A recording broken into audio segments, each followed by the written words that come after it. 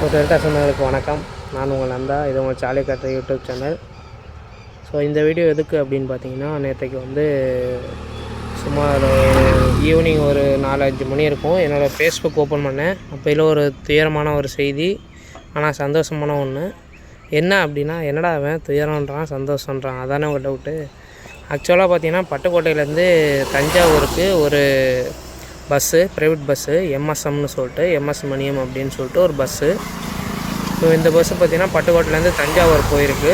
போகிற வழியில் கரம்பயம் பக்கத்தில் Meenakshi Chandrasekaran arts and science college இடத்துல.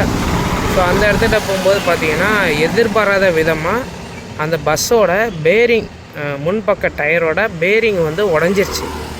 ஸோ யோசிச்சு பாருங்கள், ஒரு ப்ரைவேட் பஸ்ஸு தஞ்சாவூர் வரைக்கும் போகிற பஸ்ஸு. உங்களுக்கே தெரியும் இந்த ரூட்டு எப்படியாப்பட்ட ரூட்டு, எப்படி வண்டி ஓட்டுறாங்கன்னு உங்களுக்கே தெரியும். ஸோ இப்படியாப்பட்ட ஒரு ரோட்டில் ப்ரைவேட் பஸ்ஸோட ஒரு பேரிங் உடஞ்சி போயிட்டுருக்க ரன்னிங்கில் இருக்க பஸ்ஸோட ஒரு பேரிங் உடஞ்சி அப்படின்னா என்ன நடந்திருக்கும் அப்படின்னு யோசித்து கூட பார்க்க முடியல.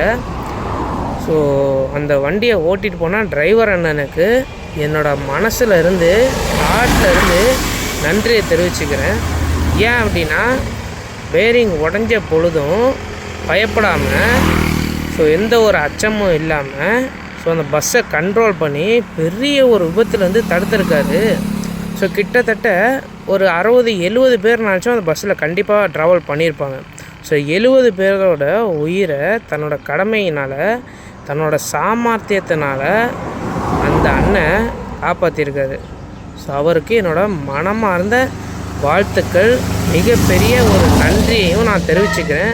ஸோ நீங்கள் டெல்டா சொந்தங்கள், நீங்களும் கண்டிப்பாக அந்த டிரைவர் அண்ணனுக்கு உங்களோட நன்றியை தெரிவிச்சுக்குங்க.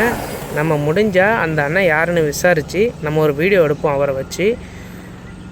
ஸோ இவர்கிட்டருந்து நம்ம கற்றுக்க வேண்டிய விஷயம் என்னென்னா, எவ்வளோ பெரிய பிரச்சனையாக இருந்தாலும் சரி, ஸோ பயப்படாமல், பதட்டப்படாமல் நம்ம ஃபேஸ் பண்ணணும். ஸோ அப்படி ஃபேஸ் பண்ணுற சமயத்தில் நமக்கு இது ஈஸியாக முடிஞ்சிடும். அதே நேரத்தில் எனக்கு என்ன கேள்வி அப்படின்னா, ரொட்டீனாக ஓடுற ஒரு பஸ்ஸில் ஸோ ஒரு பேரிங் உடையிற அளவுக்கு எப்படி அந்த பஸ்ஸை வச்சுருந்தாங்க? ஸோ எனக்கு மெயின்டெனன்ஸை பற்றி மிகப்பெரிய கொஸ்டினாக இருக்குது. ஏன் அப்படின்னா, ஸோ கண்டிப்பாக மெயின்டெனன்ஸ் பண்ணியிருந்தாங்க அப்படின்னா இந்த பஸ்ஸில் இந்த ஒரு விஷயம் நடந்திருக்காது, இந்த சம்பவம் நடந்திருக்காது. ஸோ இந்த டிரைவர் என்ன சாமர்த்தியத்தினால அந்த பஸ்ஸை நிப்பாட்டிட்டாங்க. சப்போஸ் ஏதோ ஒரு பயந்து இல்லை ஏதோ ஒரு இதில் ஒரு கண்ட்ரோல் பண்ண முடியாமல் போயிடுச்சு அப்படின்னா அந்த பஸ்ஸில் பயணம் பண்ணவங்களோட நிலமை. ஸோ தயவு செஞ்சு பஸ் உரிமையாளர்கள் அனைவரும் இந்த ஒரு விஷயத்தை முன்னெடுத்து ஸோ சரி பண்ணி மெயின்டெனன்ஸை கரெக்டாக வச்சுக்கோங்க. ஏன்னா நீங்கள் ஒருத்தவங்க 2 பேர் இல்லை, 70-80 பேரோட உயிரோட விளையாடாதீங்க தயவு செஞ்சு. ஸோ இந்த டெல்டா ரீஜியனில் ஸோ மட்டும் இல்லாமல் எல்லா பஸ் உரிமையாளர்களும் இந்த ஒரு விஷயத்தை சரி பண்ணி கொடுத்தீங்க அப்படின்னா ரொம்ப நல்லாயிருக்கும். ஸோ இதை ஒரு வேண்டுகோளாக சாலை காட்டுற யூடியூப் சேனல் மூலமாக வேண்டுகோளாக நான் வைக்கிறேன். நன்றி.